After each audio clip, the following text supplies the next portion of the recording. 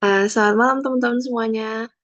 Semoga kabarnya baik. Terima kasih udah hadir di tutorial malam ini karena aku tahu ini sangat-sangat mendekati Lebaran dan aku paham posisi kalian mungkin kayak udah pengen libur gitu. Tapi terima kasih banyak sudah join dan aku harap dengan kalian join ini akan menjadi salah satu langkah yang baik supaya mempersiapkan diri untuk UTBK nantinya. Oke, jadi mungkin yang waktu itu pernah ikut tutorial sama aku, ini tutorial ketiga aku, yang mana hari ini kita akan membahas tentang literasi bahasa Indonesia. Dan sekarang kita akan membahas um, yang kedua ya, paket yang kedua. Sebelumnya aku juga mau minta maaf untuk yang pembahasan paket satu itu aku sangat tidak kompeten dalam menjelaskan. Aku harap yang kali ini aku bisa menjelaskan dengan baik supaya bisa membantu teman-teman untuk UTBK nantinya. Oke, jadi oleh aku Lintang, ya, literasi bahasa Indonesia paket 2. Oke, jadi kita langsung aja masuk ke soal yang pertama. Mungkin ada yang mau baca, teman-teman,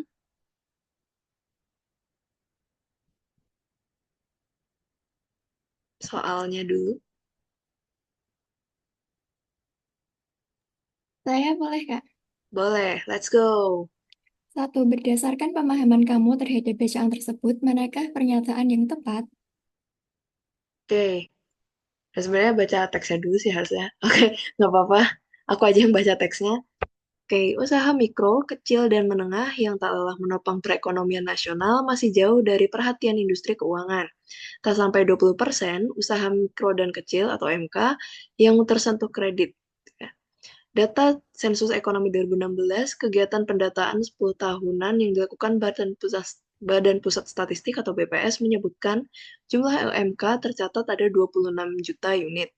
Dari jumlah tersebut, hanya 12% yang pernah menerima kredit dari lembaga keuangan termasuk bank.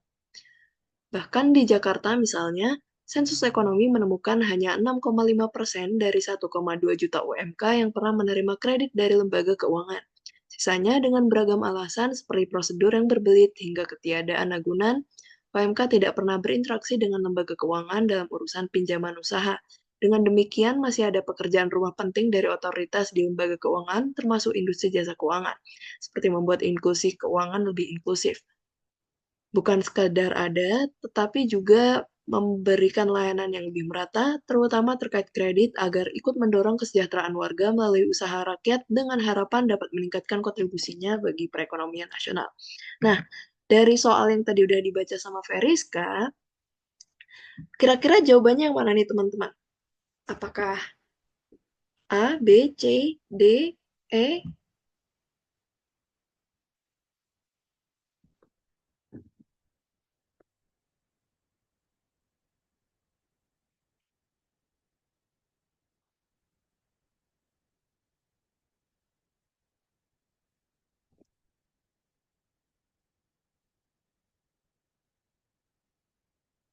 Veriska bilang A. Yang lain?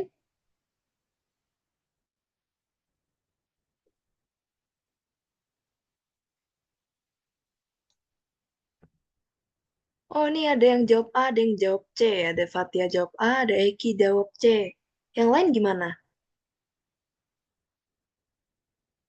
C. Waduh, ini C nih. Ada peperangan antara A sama C. Mungkin langsung kita bahas aja kali ya. Oke, jadi kalau ada angka-angka kayak gini sebenarnya sangat memudahkan ya teman-teman. Jadi kita bisa langsung ngecek. Kayak di sini ada 1,2%, ada 6%, 1,2 juta. Oke. Nah, lebih mudah kita lihat angka dulu ya. Jadi kita cek dulu yang A. Jumlah usaha mikro dan kecil tercatat ada 26 miliar unit. Apakah iya 26 miliar unit? Tidak, teman-teman. Karena BPS menyebutkan jumlah UMK yang tercatat ada benar 26, tapi dia juta unit. Dan ini miliar ya, jadi salahnya di sini. Begitu teman-teman. Jadi bukan yang A ya, maaf teman-teman. Sayang sekali bukan jawabannya. Kalau yang B, hanya 1,2% UMK yang pernah menerima kredit dari lembaga keuangan. Kita lihat 1,2. Ini 1,2 juta UMK yang pernah menerima kredit. Dia 65% dari 1,2 juta. Di sini dia bilang 1,2%. Jadi bukan ini ya, kurang tepat. Ini salahnya di sini nih. Nah, kalau yang C, hanya 66,5% dari 1,2 juta UMK yang pernah menerima kredit dari lembaga keuangan. Kita lihat, di sini ada yang ada 65 sama satu komanya. Eh, eh, nah kembali lagi nih.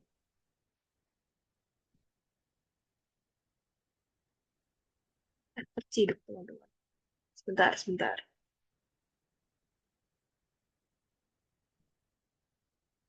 Ya, kena deh. Ya, jawabannya C, teman-teman. Karena, aduh kok gini ya.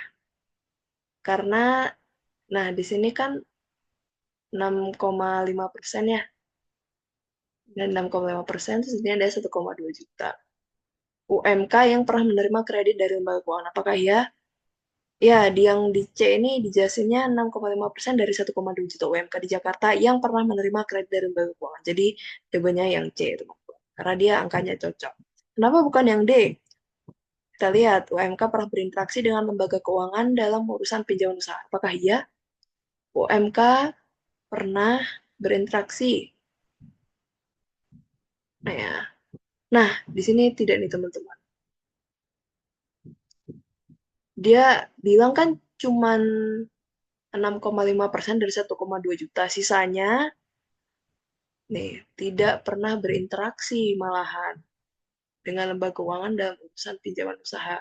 Jadi kurang tepat ya teman-teman. Jumlahnya nggak tepat gitu. Jadi bukan ini. Kalau yang E tidak ada pekerjaan rumah penting. Salah ya, karena di sini dia bilang masih ada pekerjaan rumah penting. Ya, jadi ada pekerjaan rumah penting dari otoritas lembaga keuangan.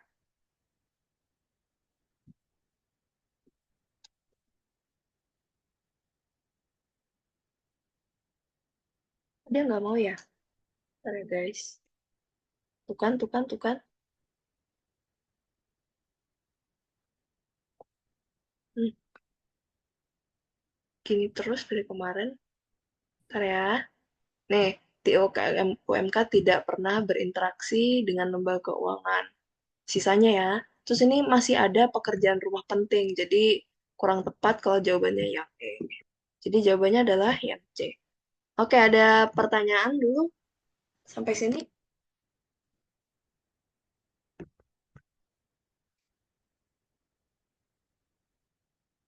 Aman, aman?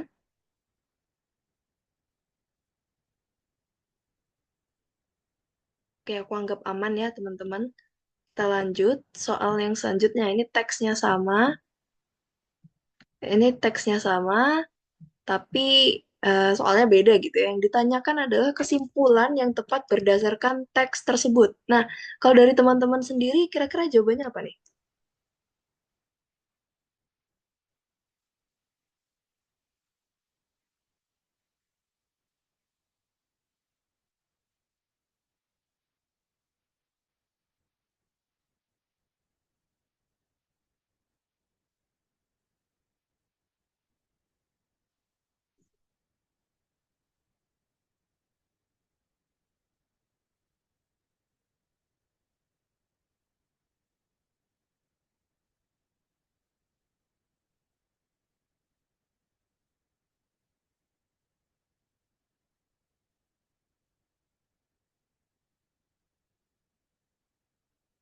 Eh, ciduk jawabannya.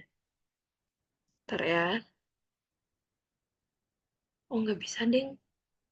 Oke, tidak apa-apa. Apa nih? Tadi sebenarnya udah kelihatan ya jawabannya E gitu. Tapi kenapa bisa seperti itu? Oke, di sini paragraf terakhir itu yang mana? Yang ini. Dan lokasinya di mana sih? Gitu kan. Nah, kita lihat dulu.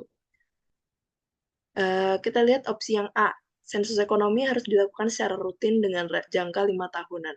Sepertinya tidak ya teman-teman, karena di sini kita membahas tentang usaha mikro kecil atau UMK ini dia tidak dapat eh, perhatian dari nih dari paragraf utama nih UMK dan M masih jauh dari perhatian industri keuangan.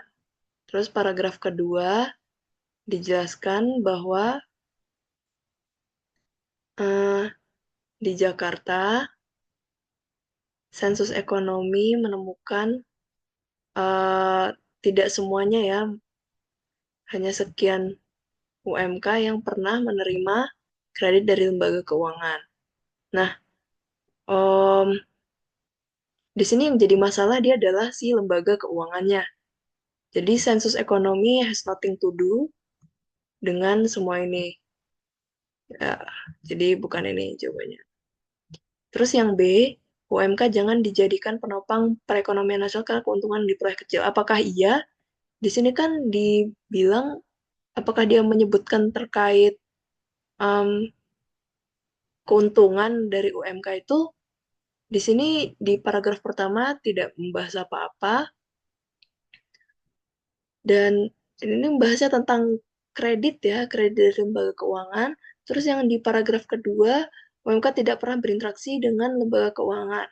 Tidak, di sini juga tidak membahas apapun tentang um, apa namanya keuntungan yang diperoleh dari UMK. Jadi tidak bisa dijadikan sebagai jawaban. Kemudian yang C harus dipermudah untuk mengajukan kredit. Atas dasar apa gitu kan? Kita cek di paragraf pertama harus dipermudah apakah iya? Nah, di sini hanya 12% yang pernah menerima kredit. Yang sisanya dengan beragam alasan seperti prosedur yang berbelit hingga ketiadaan agunan, MK tidak pernah berinteraksi dengan lembaga keuangan. Um, Bukan ya, teman-teman.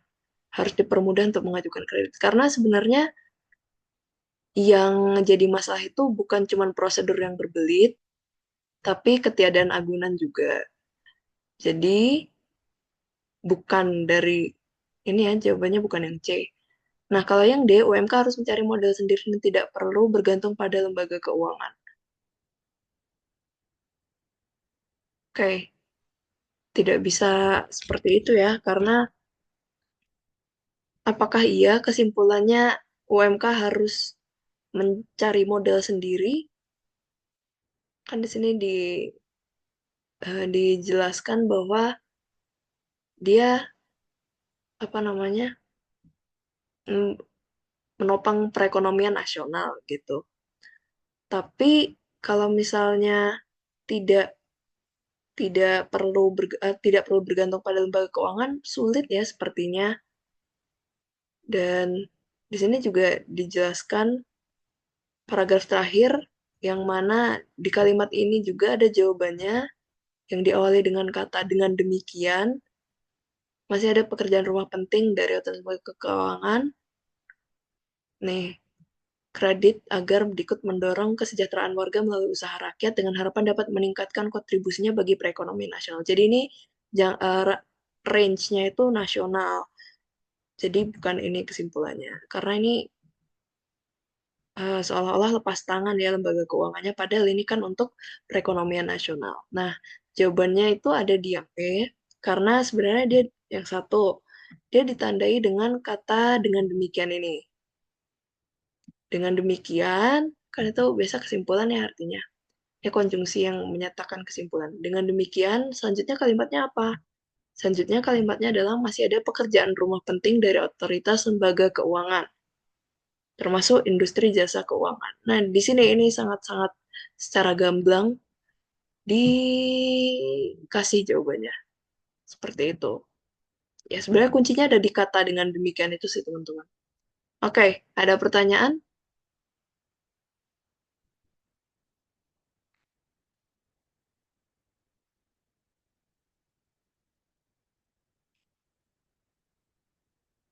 Ada pertanyaan tidak, teman-teman?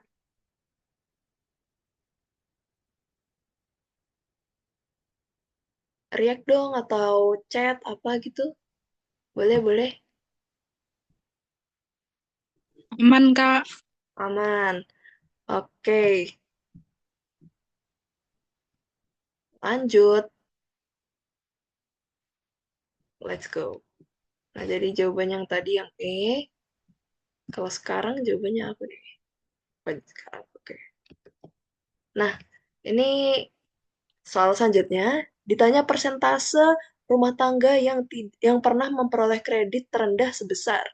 Oke, di sini dijelaskan bahwa tak sampai 20% yang menyeduh kredit, yang tersentuh kredit gitu ya. Berarti kita sebenarnya dari sini nggak bisa lihat di teks ya karena dia tidak inklusif semuanya. Kalau terendah pasti artinya ada perbandingan. Nah, untuk lihat perbandingan tersebut kita dikasih yang namanya gambar di sini ya. Di sini kira-kira yang terendah berapa teman-teman?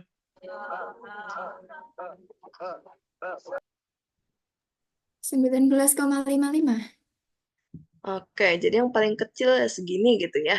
Jadi jawabannya yang mana nih teman-teman?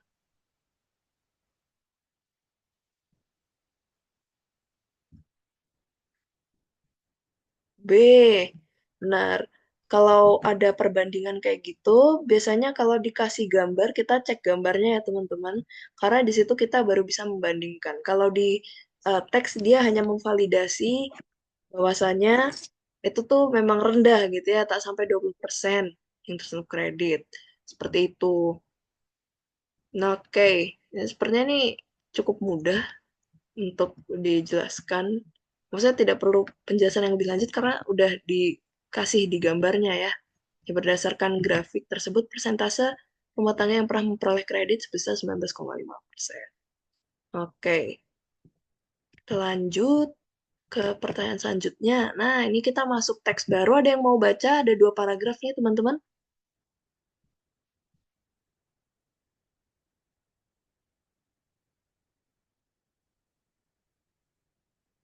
Ada yang mau baca? Ada yang mau baca?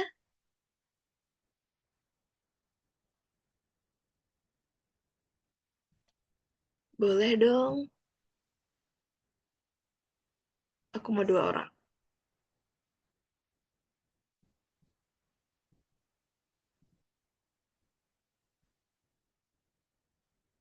Let's go. Ada yang mau? Aku, Kak.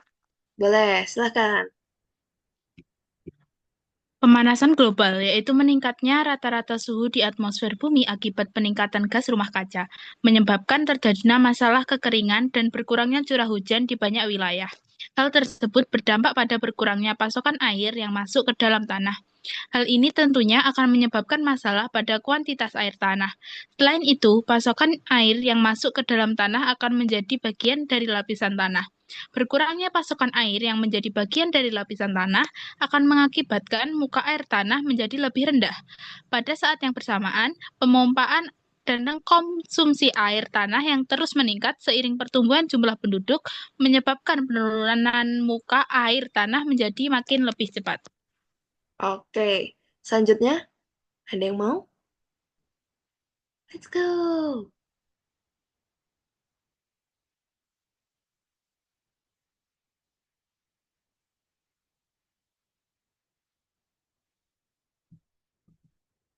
Boleh yuk, 1 orang lagi.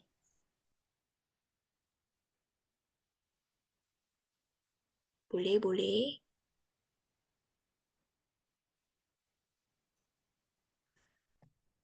Aku hitung sampai 3 ya. 1, 2. Ada yang mau nih? Serius. Aku lagi boleh, Kak? Boleh, yuk, let's go. Rendahnya muka air tanah juga bisa memicu ketidakseimbangan tekanan dan aliran air. Kondisi ini mengakibatkan aliran air dari air permukaan, seperti sungai, rawa, dan danau, merembes atau terinfiltrasi masuk ke dalam lapisan tanah sehingga air mudah Sehingga air permukaan ini menjadi bagian air tanah. Tidak hanya airnya, polutan yang terkandung dalam aliran ini. Aliran air permukaan itu pun juga akan masuk ke dalam lapisan tanah.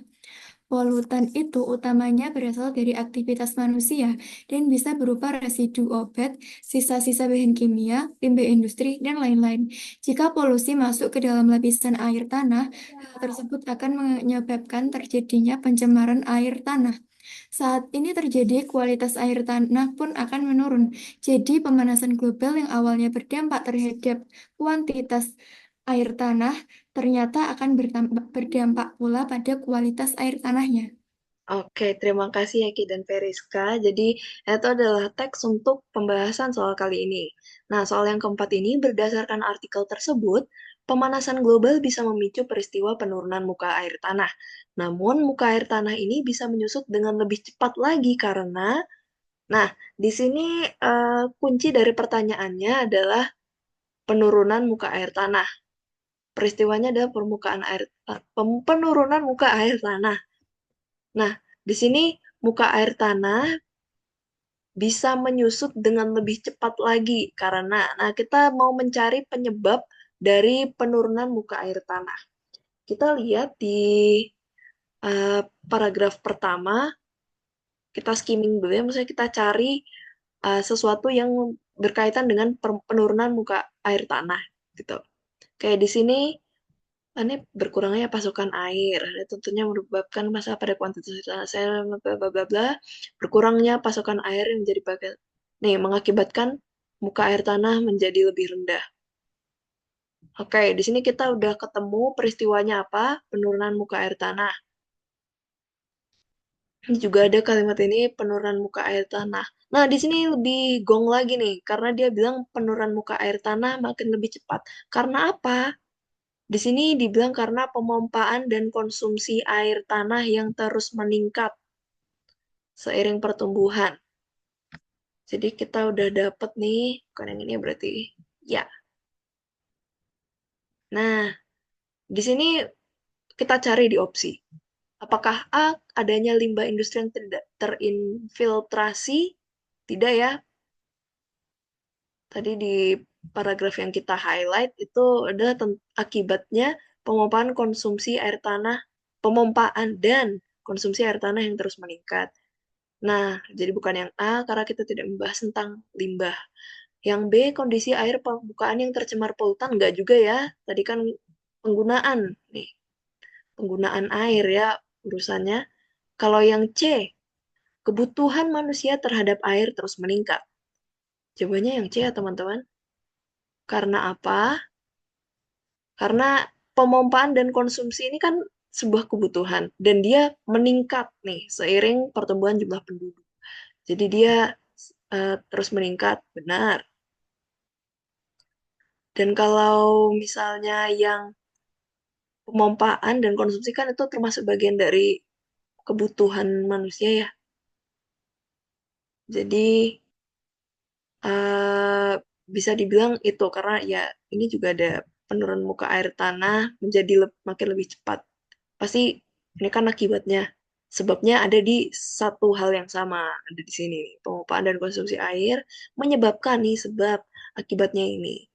Nah, kalau yang D dia juga mengakibatkan muka air tanah menjadi lebih rendah. Iya kah? Bentar. Oh enggak, ding. Salah. Maaf. Salah baca. Kalau yang D bukan ya, teman-teman. Keterbatasan ternyata. Kalau yang ini berku berkurangnya pasokan air. Kalau ini keterbatasan. Nih, jadi bukan ya. Kalau yang E, polutan. Tidak, kita tidak membahas polutan. Jadi jawabannya adalah C. Nah, di sini ada jawabannya. C. Informasi mengenai pengawasan bla bla bla bla dari 5 pilihan tersebut. Ya, kebutuhan manusia terhadap air terus meningkat. Ya, yang ini. Oke, ada pertanyaan dari sini? Nah, mungkin ada yang nggak serak gitu sama jawabannya.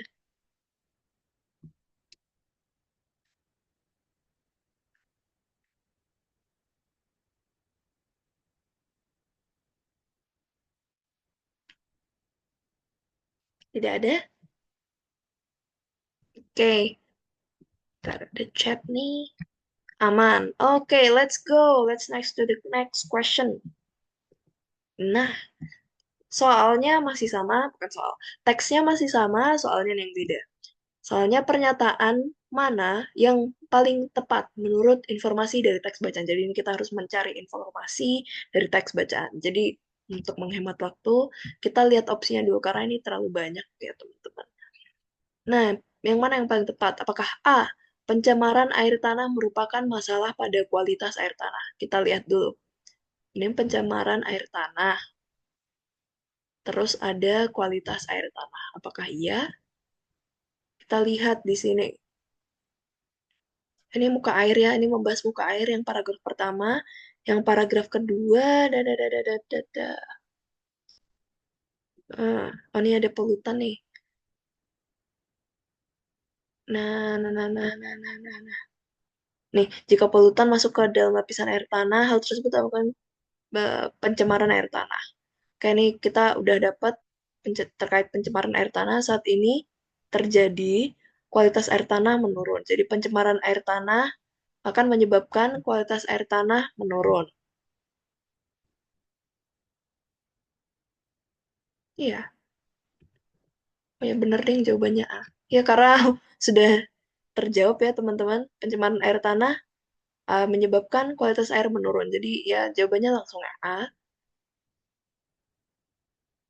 Terus kalau yang B, penurunan curah hujan menyebabkan ketidaktersediaan air tanah. Tuh, kita coba ini biar tidak terdistraksi banyak teks. Penurunan curah hujan menyebabkan ketidaktersediaan air tanah. Kita lihat penurunan curah hujan. Ada nggak ya? Penurunan curah hujan itu artinya apa? Apakah dia curah hujannya meningkat, makin sering hujan, atau makin sering kemarau, teman-teman?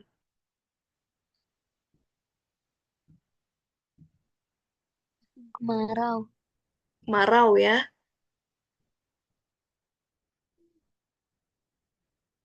Ya, kemarau. Jadi di sini kita lihat terkait berkurangnya curah hujan. Oh, ada di sini nih. Nih, berkurangnya curah hujan. Oh, itu jadi pemanasan global menyebabkan terjadinya kekeringan dan berkurangnya curah hujan. Nah, hal tersebut berdampak pada berkurangnya pasokan air yang menyebabkan masalah pada kuantitas. Oke, nih berkurangnya pasokan air menyebabkan masalah kuantitas. Selain itu, berkurangnya mengakibatkan muka air tanah menjadi lebih rendah. Gitu ya.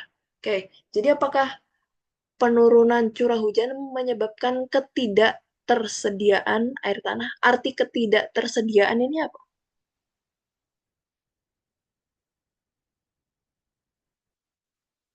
Apakah airnya ada atau tidak?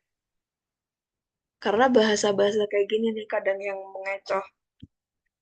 Dia ada negasi, tapi nggak ke detect sama kita. Jadi ketidaktersediaan air tanah. Ya, tidak ada air. Benar, tidak ada air. Tapi kayaknya maksud dari soalnya nih ketersediaan deh. Jadi dia maunya yang terbalik gitu. Benar, Ismi, tidak ada air. Arti dari ketidaktersediaan itu tidak ada airnya. Nah, uh, di sini kurang tepat ya teman-teman. Kenapa? Karena dia menyebabkan berkurangnya curah hujan, menyebabkan berkurangnya pasokan air. Dia tidak bilang airnya habis gitu ya, cuman dia bilang berkurangnya pasokan air dan ini menyebabkan masalah pada kuantitas. Bukan berarti langsung tidak ada. Jadi kurang tepat. Dia mungkin nyaris benar tapi bukan itu jawabannya. Karena ada jawaban yang lebih konkret yang A tadi ya. Nah, kenapa bukan yang C? Pemanasan global hanya akan berpengaruh terhadap kuantitas air tanah. Tidak ya, karena tadi pemanasan global menyebabkan terjadinya kekeringan dan berkurangnya curah hujan.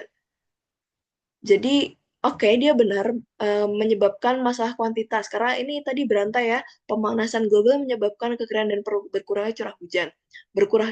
Berkurangnya curah hujan mengakibatkan berkurangnya pasokan air. Berkurangnya pasokan air menyebabkan masalah pada kuantitas air tanah. Lurus, maksudnya perbandingannya lurus. Jadi emang dia berpengaruh pada kuantitas air tanah. Yang bikin salah adalah dia bilang hanya. Enggak, kita juga ada masalah sama kekeringan, jadi bukan C jawabannya. Kayak yang D, penurunan muka air tanah bisa terjadi karena suplai air ke dalam tanah tinggi. Penurunan muka air tanah. Mana nih?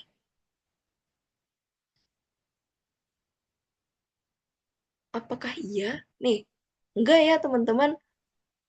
Muka air tanah menjadi rendah. Itu sama dengan penurunan muka air tanah. Parafrase aja. Tapi dia akibatnya apa? Akibatnya adalah berkurangnya pasokan air. Jadi, pasokan air itu supply air sama ya. Pasokan dan supply yang kalau di sini dibilangnya pasokan air yang masuk ke dalam tanah akan menjadi bagian lapisan tanah dan berkurangnya pasokan air. Nah, kalau ini supply-nya tinggi, artinya kan pasokannya makin banyak. Sedangkan di sini kan dibilangnya airnya berkurang yang masuk ke tanah, makanya dia muka air tanahnya jadi rendah. Jadi ini kontradiktif, jadi bukan yang D. Kalau yang E, oke, Fatia. Yang E, pencemaran air tanah bisa dihindari dengan meningkatkan konsumsi air tanah. Apakah berkaitan pencemaran air tanah nih? Pencemaran air tanah itu akibat polutan, menyebabkan kualitas air menurun. Tidak ada hubungannya dengan konsumsi air tanah. Yang ada konsumsi air tanah menyebabkan penurunan muka air. Jadi dia tidak ada um,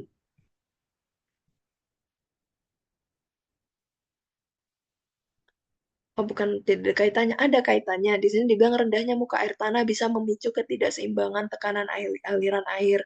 Nah, ketidakseimbangan tekanan dan aliran air ini menyebabkan um,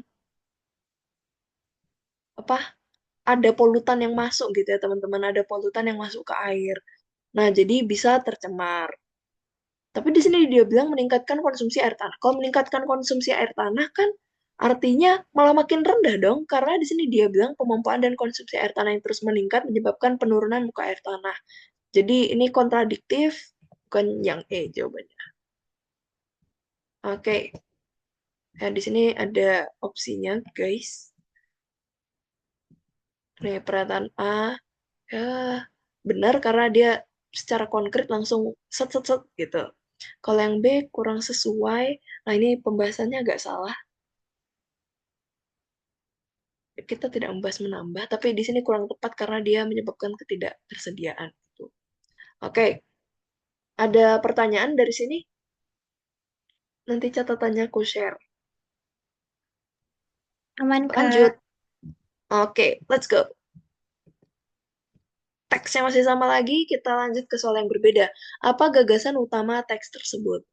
Oke, jadi kalau gagasan utama teks itu adalah dari kumpulan ide pokok dari tiap paragraf. Nah, kita lihat dulu. Di paragraf pertama kita membahas apa sih? Nah, di sini kita membahas bahwa pemanasan global menyebabkan terjadinya masalah kekeringan dan berkurangnya curah hujan. Oke, jadi perlu di-highlight teman-teman kalau misalnya untuk cari gagasan utama teks ya, itu kumpulan ide pokok. Nah, ide pokok itu ada di satu paragraf, biasanya dia bisa di depan, bisa di belakang, atau bisa nyampur gitu. Tapi biasanya secara umum banyaknya sih di depan. Dari yang aku baca ya, dari teks-teks yang aku baca biasanya emang di awal kalimat dia di state dia mau membahas apa.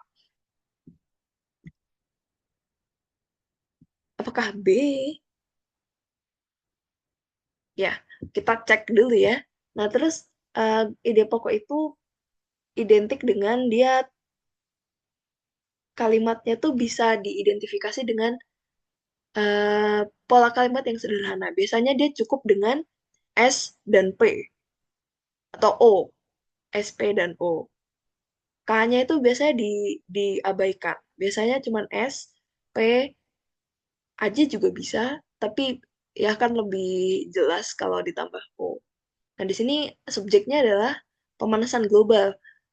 Jadi yang kita bahas ada pemanasan global. Kenapa itu? Karena di sini dijelaskan yaitu. Nah, kalau ada kata yaitu tuh, wah udah merujuk ke yang ini. Berarti kita benar-benar membahas tentang pemanasan global. Kita cari predikatnya yang mana? Predikatnya yang ini. Menyebabkan. Dia kan ada verba di sini. Jadi bisa kita langsung, oh iya, menyebabkan terjadi masa kekeringan dan berkurangnya curah hujan. Di banyak wilayah ini keterangan biasanya bisa diabaikan. Seperti itu. Oke. Jadi pemanasan global menyebabkan terjadinya masa kekeringan dan berkurangnya curah hujan. Nah, dari yang tadi kita baca juga, di sini kan elaborasi dari berkurangnya curah hujan. Dia berfokus pada berkurangnya curah hujan. Gitu. Terus kalau yang ini, rendahnya muka air tanah, rendah muka air tanah memicu ketidakseimbangan tekanan dan aliran air. Oke, dan ini kalau dielaborasi, yang menyebabkan kualitas air tanah menjadi menurun. Nah, di sini juga ada kesimpulannya, jadi pemanasan global yang awalnya berdampak pada kuantitas juga berdampak pada kualitas air. Jadi tentang apa sih teks ini? Kalau A, proses terjadinya pencemaran pada lapisan air tanah. Bukan ya, kita tidak hanya menjelaskan tentang pencemaran pada lapisan air tanah, tapi juga terkait penurunan dari muka air tanah. Jadi bukan A. B, seperti yang dijawab siapa tadi? Oh, Ismi tadi bilang B, apakah iya? Kita cek dulu dampak pemanasan global terhadap kondisi air tanah. Oke, kita membahas pemanasan global, benar, terhadap kondisi air tanah. Kondisi itu apa sih? Ya, di sini kondisi itu dalam kasus ini kondisinya adalah berupa kualitas, ini kuantitas juga ya. Ada kualitas dan kuantitas. Mungkin benar, tapi kita mungkin tanda tanya dulu. Tapi mungkin iya jawabannya yang B. Kalau yang C, pengaruh kualitas air tanah terhadap eh kualitas air permukaan terhadap kualitas air tanah. Tidak ya. Karena air permukaan kita tidak membahas tentang itu. Jadi tidak gitu ya. Bukan yang C. D. Keterkaitan antara pemanasan global dengan air permukaan. Air permukaan kita bahas tentang air tanah dari tadi ya. Jadi bukan ini. Bukan yang D juga. Apakah yang E, hubungan antara pemanasan global dengan kehidupan manusia? Tidak, kita dari tadi membahas air tanah. Oke, jadi yang paling tepat adalah jawabannya yang B. Selamat kepada siapa tadi? Ismi ya. Selamat kepada Ismi. Jawabannya benar. Tepuk tangan dulu dong. Yeay. Luar biasa, luar biasa. Marvelous, marvelous. Ya, tuh A dan C tidak tepat karena dia tidak membahas pemanasan global. Padahal ini di pertama dijelaskan secara gamblang ya. Kalau dia mau bahas tentang pemanasan global dan efeknya terhadap bla bla bla air tanah. Dan di sini ternyata bla bla blanya adalah kondisi seperti itu.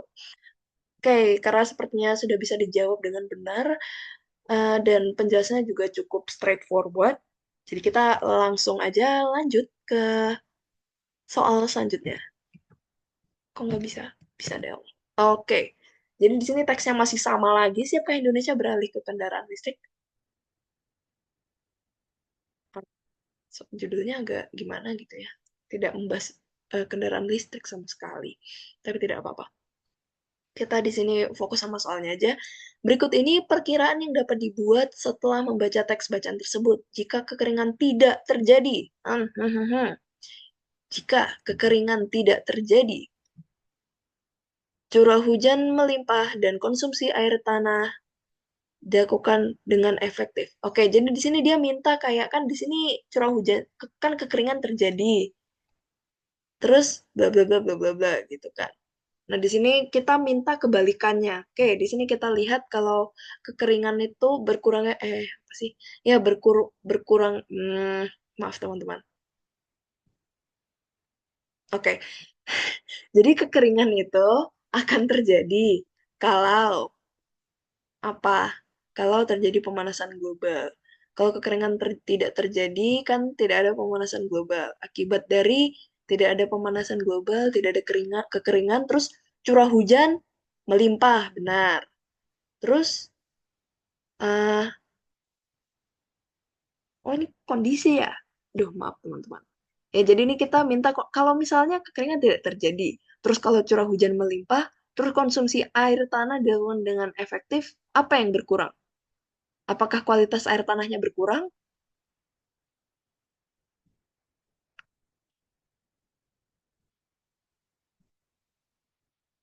Kita lihat. Di sini kualitas, kualitas, kualitas. Mana kualitas? Nih, polutan. Nah, kualitas air akan menurun. Kualitas air akan menurun atau berkurang kalau ada pencemaran air. Jadi, em, dan pencemaran air ini akan terjadi kalau misalnya rendah muka air tanahnya. Rendah muka air tanah itu terjadi akibat apa? Karena berkurangnya pasokan air yang menjadi bagian dari lapisan tanah. Terus kalau terjadi yang meningkat. Nah, jadi kalau misalnya konsumsi air tanah dilakukan dengan efektif, otomatis pencemaran eh, muka air tanah tidak turun secara signifikan.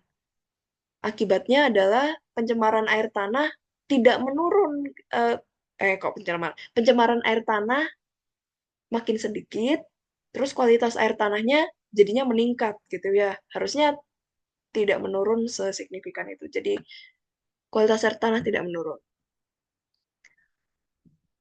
Oke, laju perubahan iklim. Kayak kita membahas laju perubahan iklim. Sepertinya tidak, ya, kita tidak membahas apapun terkait laju permukaan iklim. Perubahan iklim tidak menjawab itu, tentang itu. Kalau yang C, permukaan air tanah apakah akan berkurang? Di sini dibilang konsumsi air tanah dilakukan secara efektif.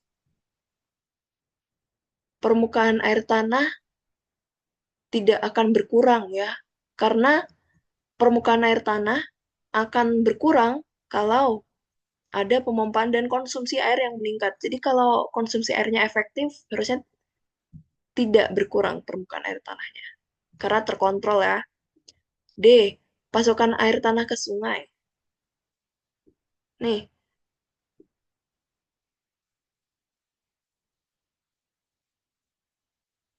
hmm,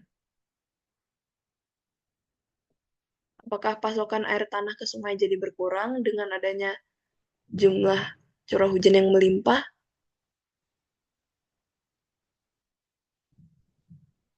Tidak ya. Harusnya dari sungai ke tanah malahan. Nah, nih, kondisinya aliran air dari air permukaan merembes ke, jadi ini air permukaan apa bilangnya? Air permukaan itu ngalirnya tuh ke air tanah. Jadi ini kebalik ya. Jadi tidak, bukan ke sungai. Kalau misalnya dari sungai ke air tanah, mungkin masih masuk akal, tapi apakah iya? Enggak juga gitu. Karena harusnya, bener deh. Ya, pokoknya ini kebalik lah. Tuh. Karena pasokan air, kalau misalnya ini kekeringan tidak terjadi, curah hujan melimpah, konsumsi air tanah dilakukan efektif, otomatis air permukaan itu tidak banyak yang ke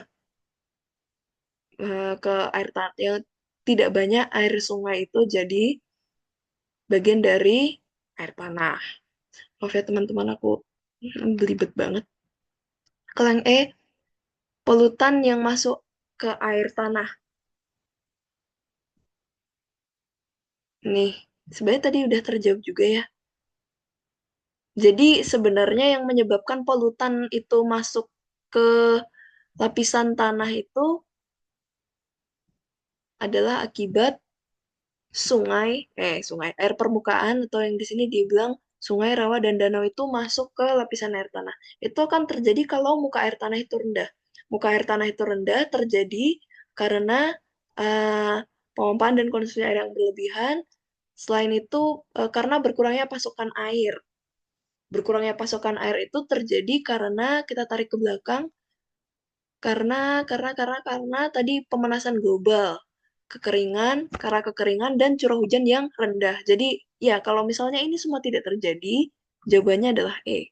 Gitu ya, kita cek. Nah, nih, jadi dia kita tarik ke belakang gitu ya, teman-teman. Oke, ada lagi, ada yang mau ditanyain? Gitu, aku terlalu belibet, mohon maaf, teman-teman.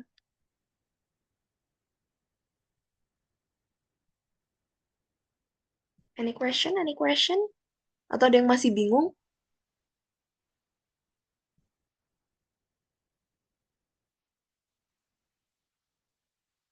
Apa kita lanjut nih ke soal berikutnya?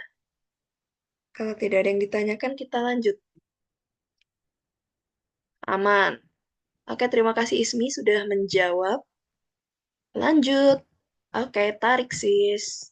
Nah, nomor 8. Soalnya berbeda, teksnya masih sama lagi. Pernyataan yang sesuai dengan wacana tersebut dan merupakan... oh, maaf ya teman-teman, ternyata aku salah memasukkan teks. Gomene Kudasai. Mungkin aku perbaiki dulu ya teman-teman. Oke, salah teks saya.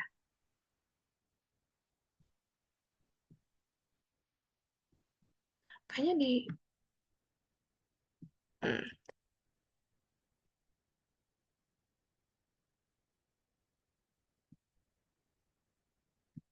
oh iya,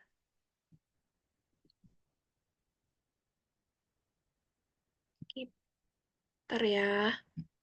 Salah saya. Salah teks. Nah, ini dia.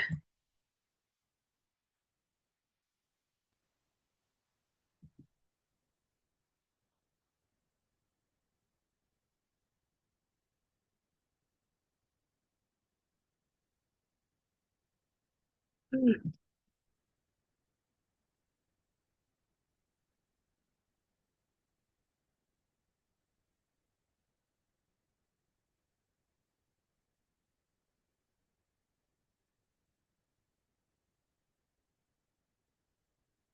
Nah, ini juga salah nih soalnya.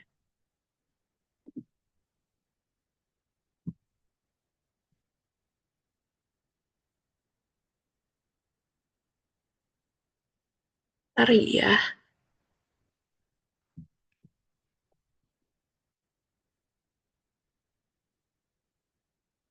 Salahan ada pada saya. Mohon dimaafkan teman-teman. Pantesan.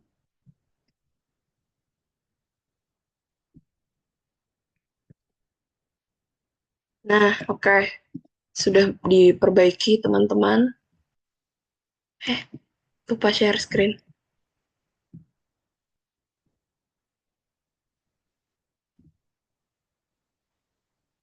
Share.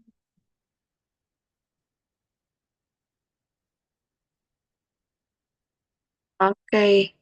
Terima kasih teman-teman. Mohon maaf atas... kok gini? Oh ya. Atas ketidaknyamanannya. Baik, ada yang mau baca? Di sini ada 2 paragraf. Boleh?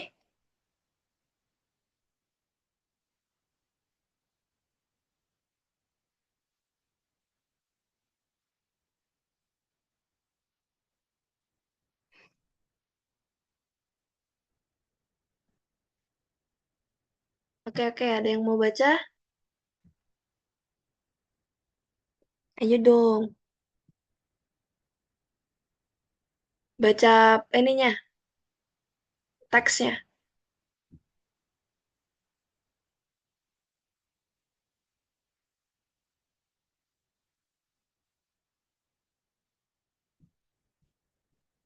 Boleh. Let's go. Kearifan lokal dapat menjadi salah satu sumber untuk meningkatkan kewaspadaan masyarakat dalam menghadapi bencana. Salah satu kearifan lokal yang terkenal untuk membantu masyarakat dalam menghadapi bencana tsunami adalah syair tentang semong yang mulai dikenal masyarakat semenjak tanggal 4 Januari 1907.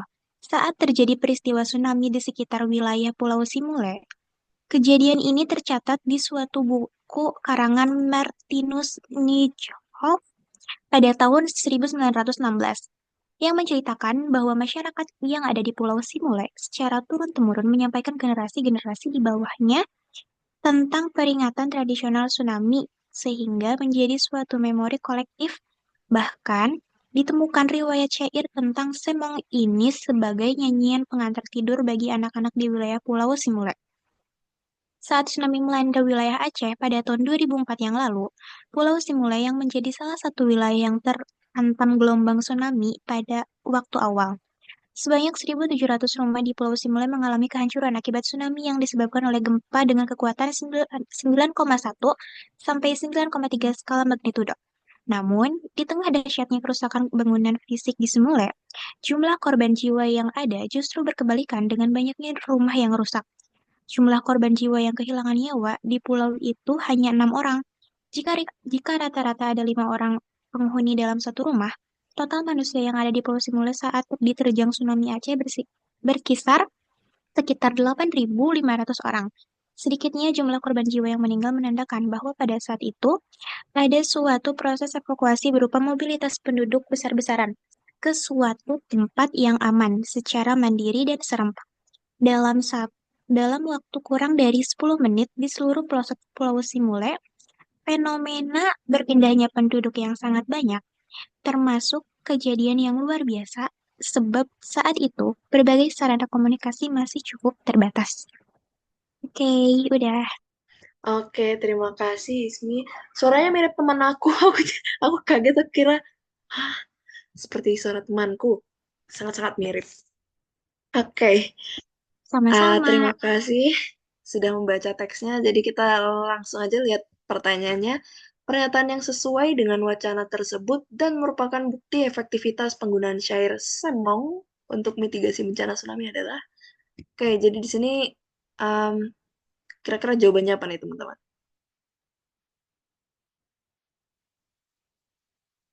Ada yang mau make a guess? Ada yang mau mencoba menebak?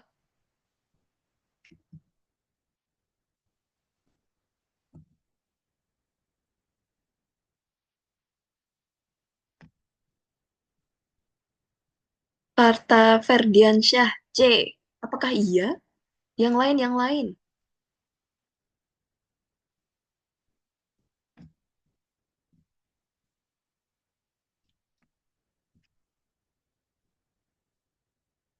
Ismi juga bilangnya C. Waduh, setuju nih pada jawab C. Atau ada pendapat lain? Kayak nggak apa-apa, kita bahas rame-rame. Kayak mungkin yang lain ada yang kayak, aduh, kayaknya bukan C deh, gitu.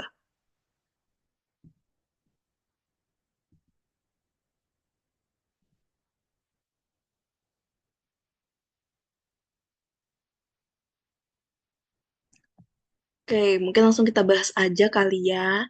Nah, jadi di sini ada keyword. Keywordnya adalah bukti efektivitas penggunaan syair semong. Aku nggak tahu bilangnya semong atau semong. Tuh, jadi kita cari di situ di teks ini gitu. Di manakah letaknya? Oh, di sini ada tentang syair. Syair tentang semong. Blah, blah, blah. Oke, syair tentang semong. Semong, semong. Seperti itu. Oke.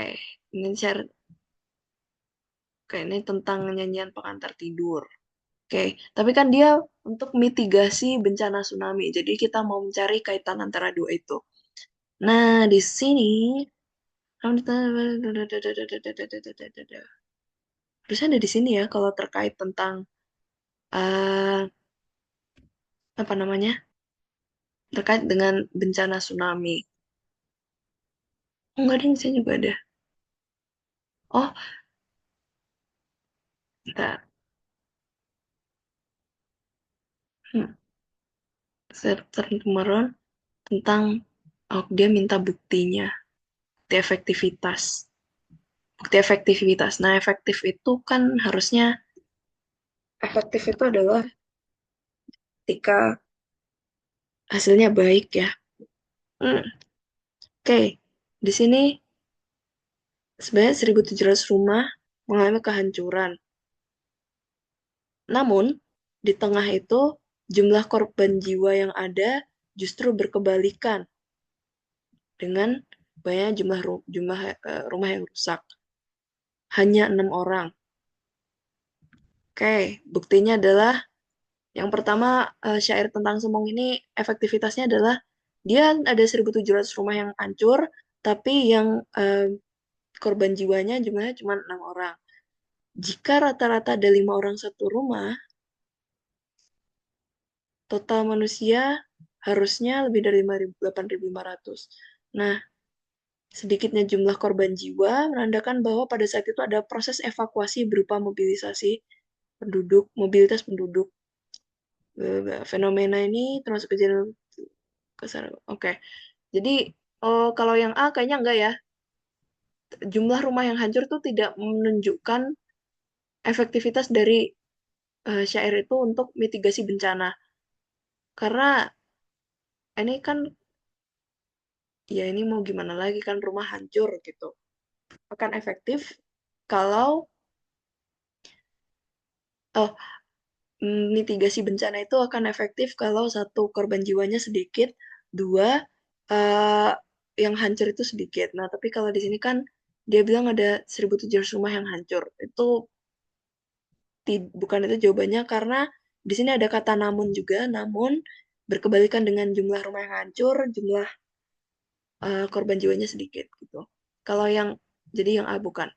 Kalau yang B, peristiwa tsunami masa kini di perairan Simulue direkam dalam buku Belanda. Apakah itu efektivitas? Tidak ya. Dia tidak menunjukkan apa manfaat, bukan manfaat.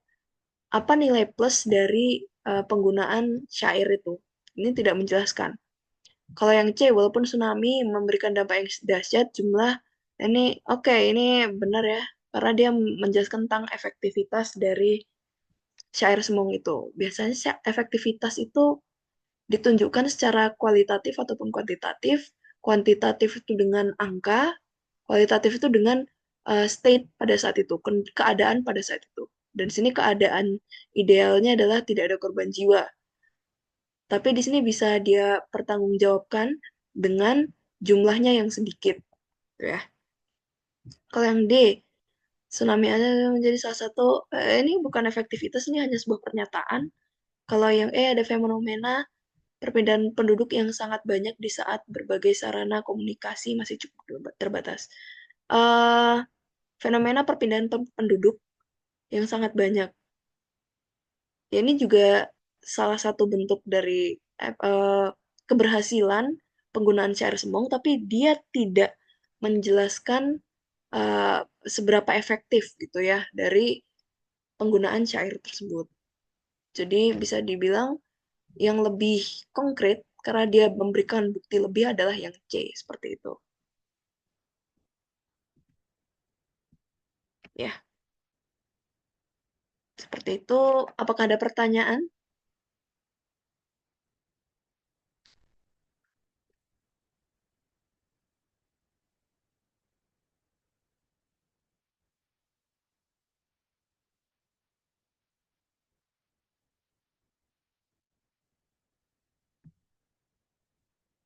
Lanjut. Kayak tadi kita mulainya jam 20.15. Kalau durasinya 1,5 jam, mungkin kita selesai 30 menit lagi. Oke, let's go. Let's go to the next question. Let's go. Nah, kata yang harus dihilangkan agar kalimat bercetak tebal dalam teks menjadi efektif adalah kata. Kembali lagi, ini kita mau jadi teks yang efektif. Kita baca teks yang di bold. Saat tsunami melanda wilayah Aceh pada tahun 2004 yang lalu, bla bla bla, menjadi salah satu yang terhantam gelombang tsunami pada waktu awal. Nah, kita udah tahu kalimat yang mau kita perbaiki itu yang ini. Tapi apa yang harus kita hilangkan? Caranya kita untuk menghemat waktu adalah kita melihat opsi. Terus kita coba satu-satu gitu ya. Kalau misalnya ragu, teman-teman, karena aku yakin dan percaya ada saatnya ketika mengerjakan soal itu kayak benar semua gitu. Jadi kita coba. Kalau yang A, saat di awal kalimat, apakah harus dihilangkan? Kalau dihilangkan, gimana? A, apakah iya yang A? Yang harus kalau saat dihilangkan, apakah menjadi efektif?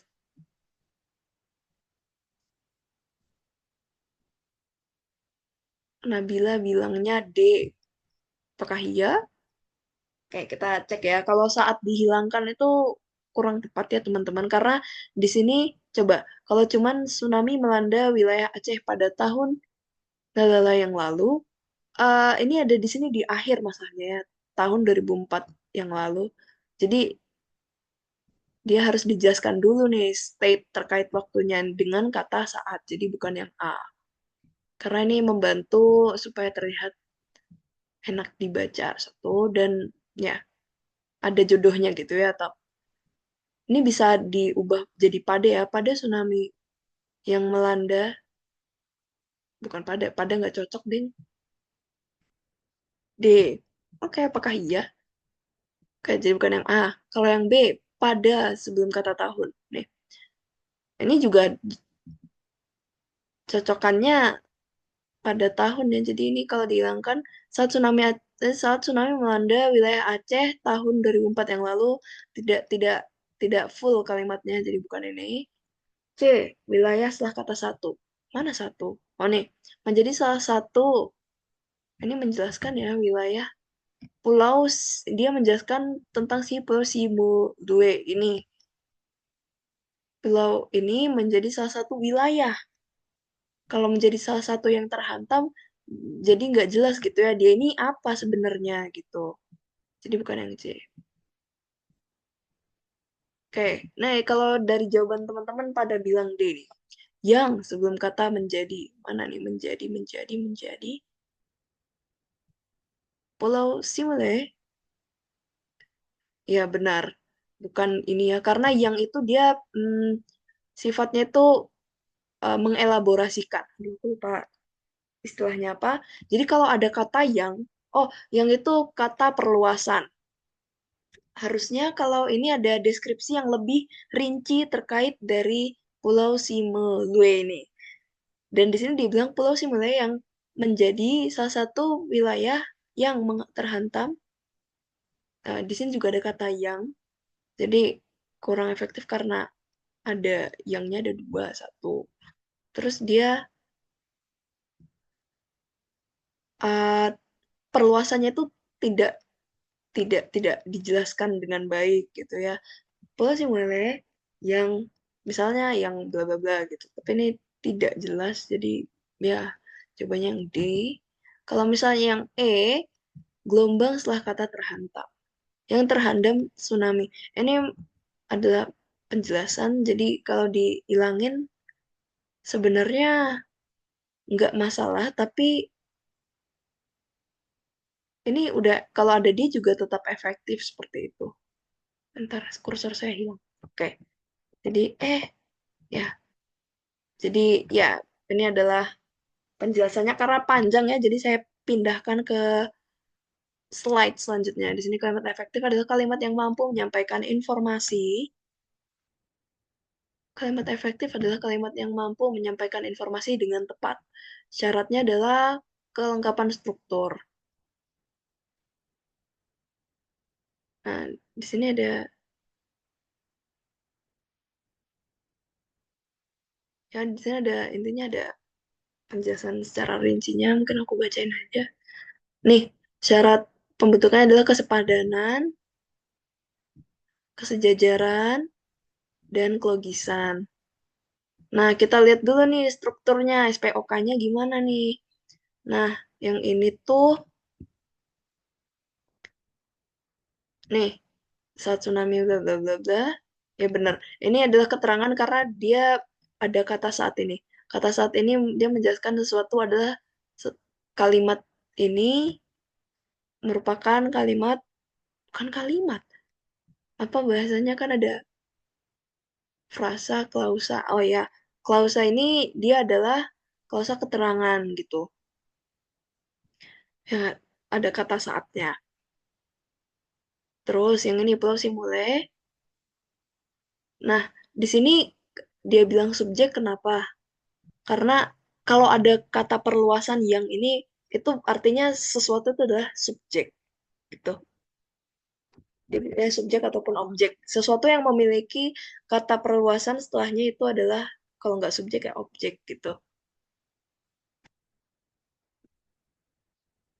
Nih, berdasarkan analisis tersebut terdapat ketidaklengkapan struktur. Ya, ini tidak lengkap strukturnya, jadi ada sesuatu. Nih, kesalahan terjadi karena ada konjungsi benar. Konjungsi perluasan yang sebelum verba menjadi. Nah, yang ini tuh jadi bikin dia tuh semuanya subjek gitu loh. Jadi si pulau sim jadi klausa yang ini tuh semuanya tentang pulau Simule kalau misalnya ada kata yang di sini. Sedangkan kalau kata yangnya dihilangkan, eh, dia subjeknya cuma berhenti di pulau Simule itu aja gitu. Nah, kalau ada kata yang itu pokoknya semuanya sampai dia berhenti itu dia jadi subjek. Menjadi ini predikatnya menjadi ya karena dia verba. Nah, kalau misalnya yangnya hilang jadi ada SP-nya. Dan syarat dari struktur kalimat yang baik adalah dia minimal SP. Minimal S tambah P. Akan lebih baik kalau misalnya ditambahkan U gitu ya. Tapi opsional sih O itu. Dia bisa SPK, SPPK, atau SPPL aja. Tapi intinya, inti dari semuanya adalah S dan P. Yang paling sederhana, struktur kalimat paling sederhana. Seperti itu. Jadi kalau misalnya yang dihilangin, kata yang di awal itu dihilangin, dia jadi ada subjek dan predikatnya. Kalau misalnya yang lain dia em, ini ada subjeknya jadi ada dua ya. Jadi rancu. Kalau yang lain tidak tepat juga karena bisa dilakukan tanpa membuah kalimat tapi tidak menjadi solusi. Karena kesalahan terletak pada yang. Oke, any question? Ada pertanyaan?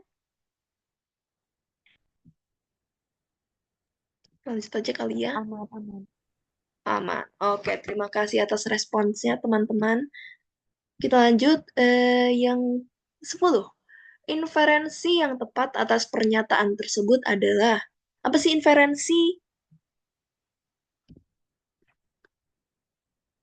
Inferensi itu adalah sesuatu yang didapatkan dari teks itu. Dia sama kayak kesimpulan harusnya. Oke, karena waktunya udah tipis ya teman-teman, kita langsung aja untuk melihat dari inferensi yang tepat. Nih, inferensi adalah penarikan kesimpulan, teman-teman. Oke, ada jawabannya E. Bener banget Ferdiansyah jawabannya E. Tepuk tangan dong. Luar biasa. Keren, keren. Yang benar jawabannya yang E. Jadi inferensi itu penarikan kesimpulan ya, teman-teman. Berdasarkan informasi yang udah ada. Kenapa jawaban yang E? Karena dia di paragraf 1 ada uh, gagasan utama untuk tiap paragraf ya. Jadi paragraf 1 ini ada di sini. Syair sembung. Ini kayak kearifan ada syair. Nah, ini bukan kalimat utama ya. Karena dia dapat menjadi salah satu sumber ya. Bukan. Ada di nih, adalah syair sembung.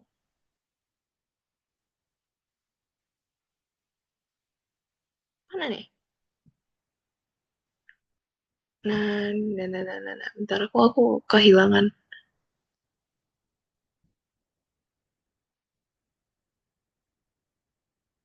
Di mananya ya? Apa aku share semua? Oke. Tunggu, kayaknya ada yang kurang deh.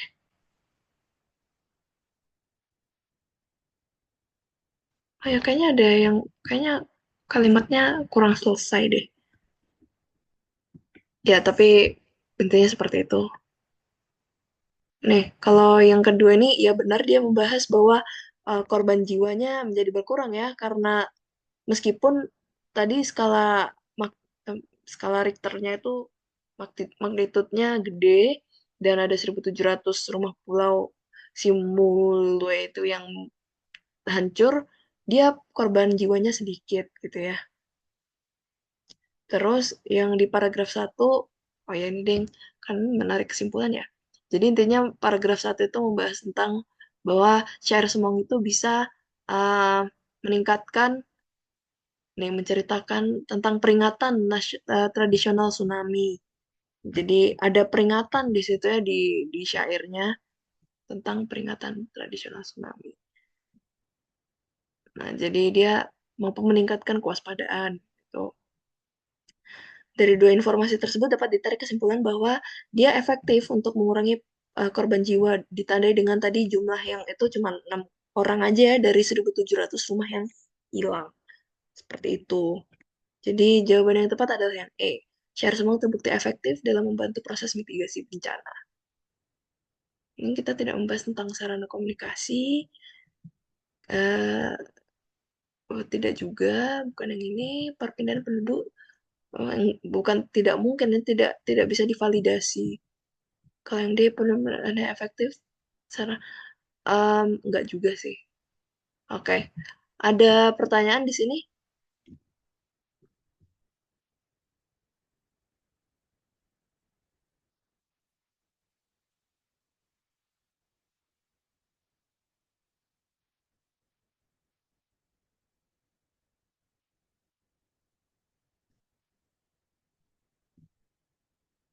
Aman Kak, lanjut.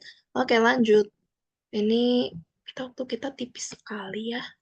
Mohon maaf teman-teman. Kan ini akan jadi soal. Enggak ding, kita kan sampai 45 ya. Oke, masih ada. Masih ada waktu.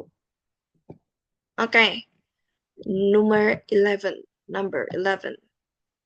Oke, ada yang mau baca, teman-teman, terkait migrasi Homo sapiens? Langsung aja satu orang baca full paragrafnya. Let's go! Anyone?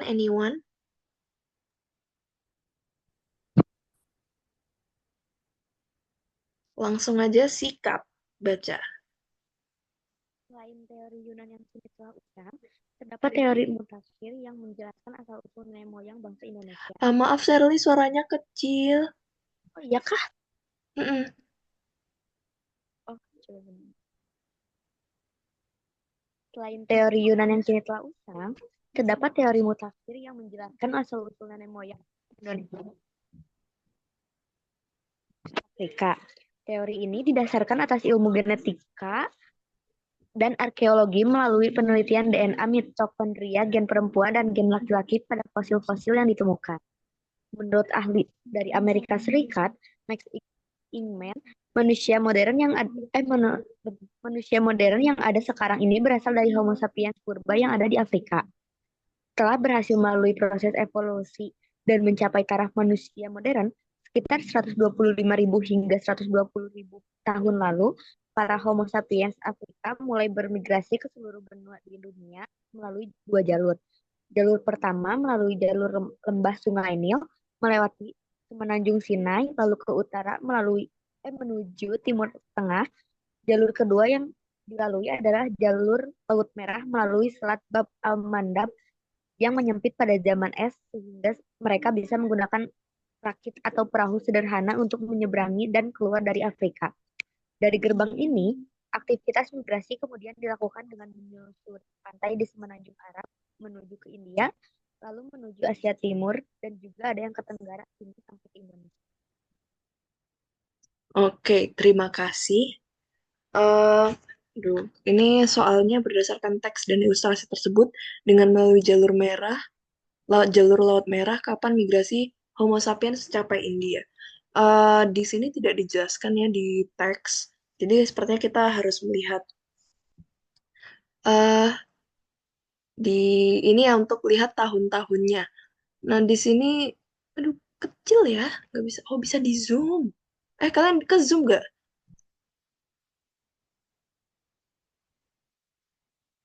Oke. Jadi di sini, uh, sebenarnya aku cukup sulit menjelaskan karena aku kurang mengerti perpetaan.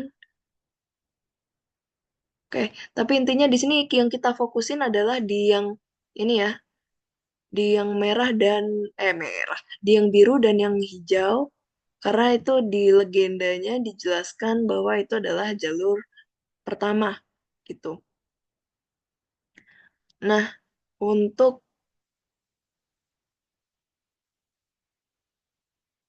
nah, untuk di sini jalur pertama melalui jalur lembah Sungai Nil, melewati Semenanjung Sinai, lalu ke utara menuju Timur Tengah. Oke, di sini ada penjelasan.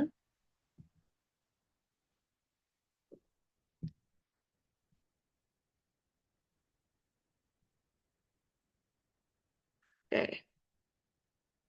Dia minta ke India. Ke India. Ke India, kemana? Menyusuri pantai di Semenanjung Arab menuju India. Oke. Oh, dia mintanya. Oke, kita lihat dulu yang India ya. Kita fokus ke India. Kalau mau ke India, caranya adalah kita menyusuri pantai di Semenanjung Arab. Habis itu, sebelumnya kita lihat dari. Nih, oh, ternyata dari sini guys. Oh my God, maaf. Kita, nah, kita ternyata fokusnya ke jalur kedua karena disinilah kita akan jalan-jalan sampai ke India. Jalur kedua ada jalur merah melalui jalur laut merah melalui Selat Bab yang menyempit menggunakan rakit atau perahu. Oke, dia bilangnya minta pakai rakit atau perahu untuk menyeberang keluar dari Afrika. Habis mereka nyebrang, mereka menyusuri pantai Semenanjung Arab. Oke, jadi kita lihat mana sih yang nyebrang gitu. Berdasarkan peta. Di sini kita fokus ke, kayaknya yang ini jalur kedua deh yang hijau. Tipe. Nah, di sini kalau yang jalur biru ini, meskipun di legenda bilangnya jalur pertama, dia ini menyusuri daratan gitu ya, dan dia ke arahnya utara. Sedangkan tadi kita bilangnya kan jalur kedua itu menyusuri, uh, dia tuh nyebrang. Dan ternyata yang nyebrang adalah jalur yang hijau. Oke, habis nyebrang, kok habis nyebrang? Dan kalau kita nyebrang, berapa sih tahun yang di maaf, berapa berapa tahun yang lalu Homo sapiens mencapai India? Oke, ada yang mau jawab?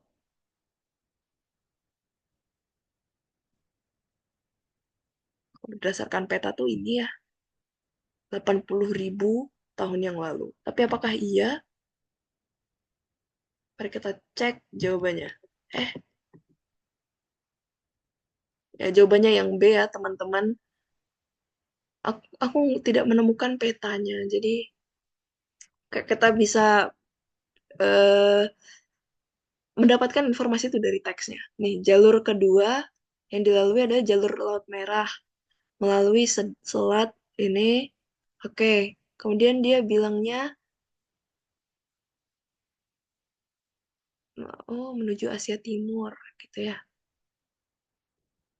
Nah, dia bilang pilihan A tidak tepat karena, oh bener kan, dia ke utara Afrika, tiba di Afrika Utara atau Mesir. Kalau yang C tidak tepat karena 60.000 tahun yang lalu itu tiba di Cina melalui jalur kedua. Dia tidak tepat karena 50.000 tahun yang lalu merupakan dia tiba di Eropa.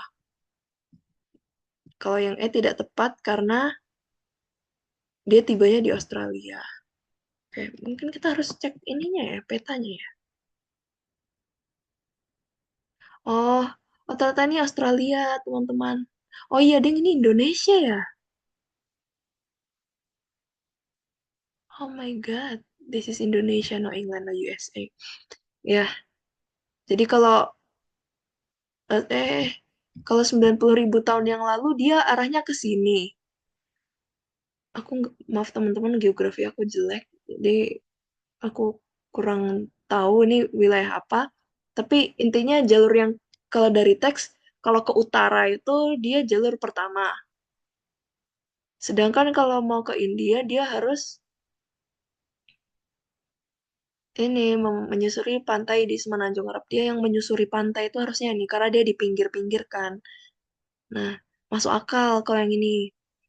Jadi kemungkinannya tuh antara yang 80.000 atau sebenarnya yang di sini gitu. 40.000, 33.000. Tapi di sini dia bilang menuju India, lalu ke utara menuju Asia Timur. Berarti dia bilang kalau ke utara kan ke atas. Jadi dengan jalur yang ini, kalau dia ke atas itu ke Asia Timur. Berarti ini Asia Timur. Asia Timur itu 60.000 tahun yang lalu. Berarti ini kan ini dia menuju ke ah mana ya? Bukan aku. Maaf teman-teman. Aku kehilangan barangku lagi. Oke.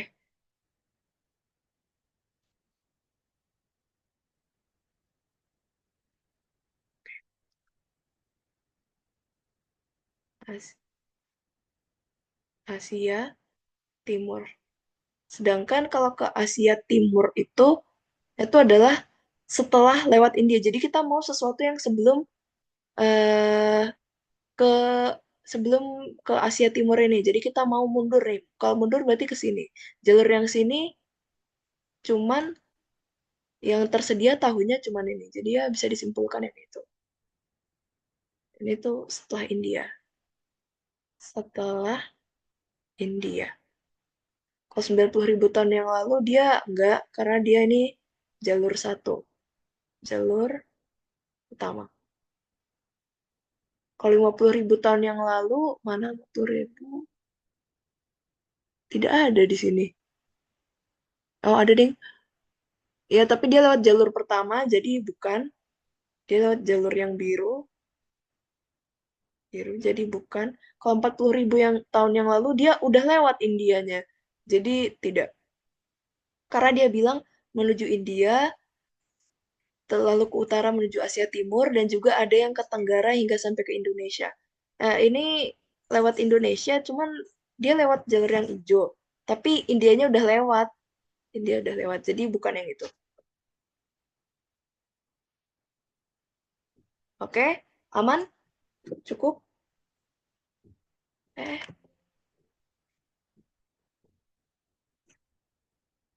seperti itu ya.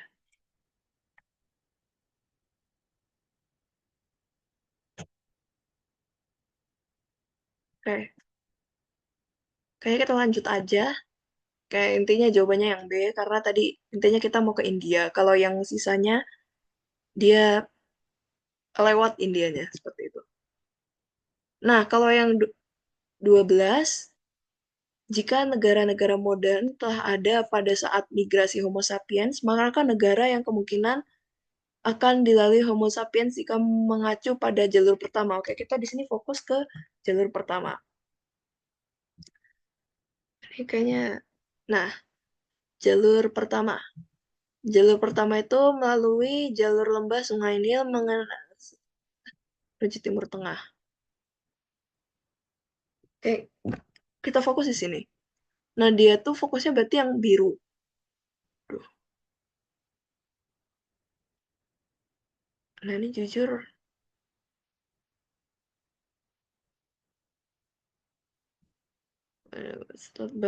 Oke. Yang ada di Timur Tengah itu, yang ada di sini ada apa aja? Jujur aku, bentar ya. Kayaknya tadi tuh ada peta. Ada petanya. C mungkin bisa jadi C. Sumpah ini aku minta maaf banget teman-teman. Aku tidak tahu tentang geografi, jadi mungkin ada baiknya kalau aku mengecek petanya terlebih dahulu. Salah. Hmm.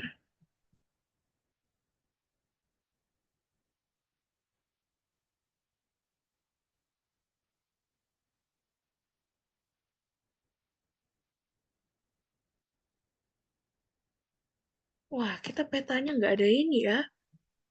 Nggak ada, nggak ada apa, nggak dikasih tahu namanya apa. Kacau. Oke.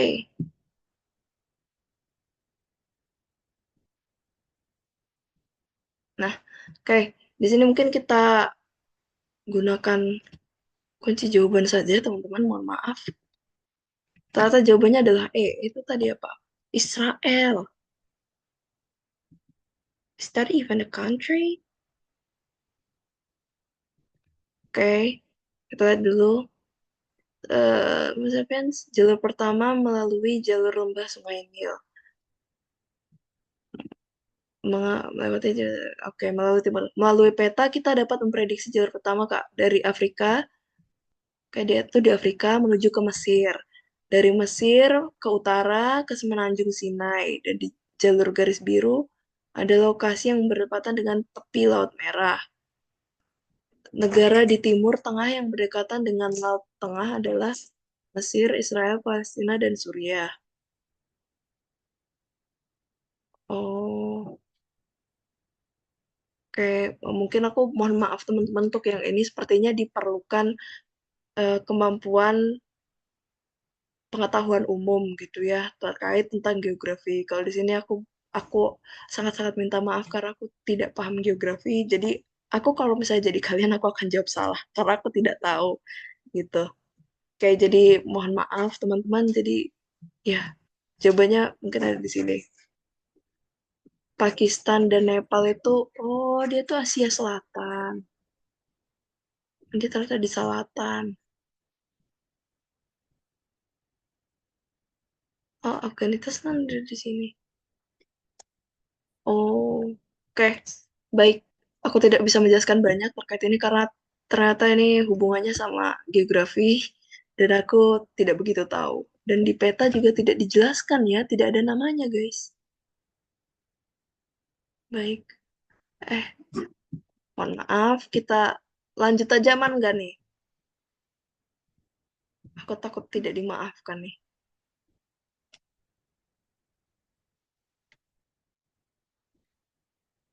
Aman. Oke, terima kasih ya teman-teman. Tapi sepertinya waktu kita sudah habis ya. Mungkin untuk sisanya karena aku bagikan dalam bentuk ini aja kali ya, PPT-nya aja. Jadi karena sudah 2145, sebelumnya kita take foto dulu teman-teman. Aku kemarin lupa ngambil foto, mohon maaf. Yuk, mungkin boleh on cam dulu. Kita foto bareng-bareng. Habis itu kita ngisi presensi. Boleh, boleh.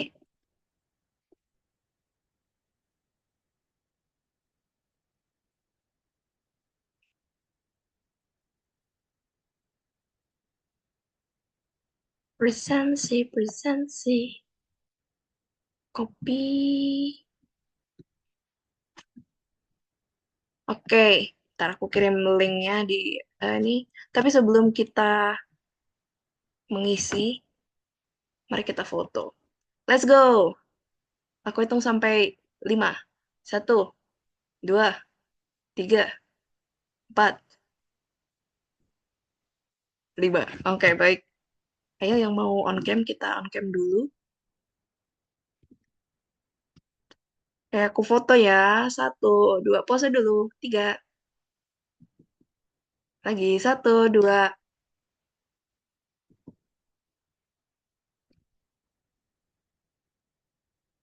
Oke. Terima kasih teman-teman semua. Mohon maaf atas my shortcomings, atas ketidakmampuanku dalam menjelaskan. Jadi presensi udah aku bagi di kolom chat, mungkin boleh diisi dulu. Kalau udah diisi, boleh langsung leave aja. Terima kasih banyak dan selamat liburan. Bye-bye. Isi dulu presensinya.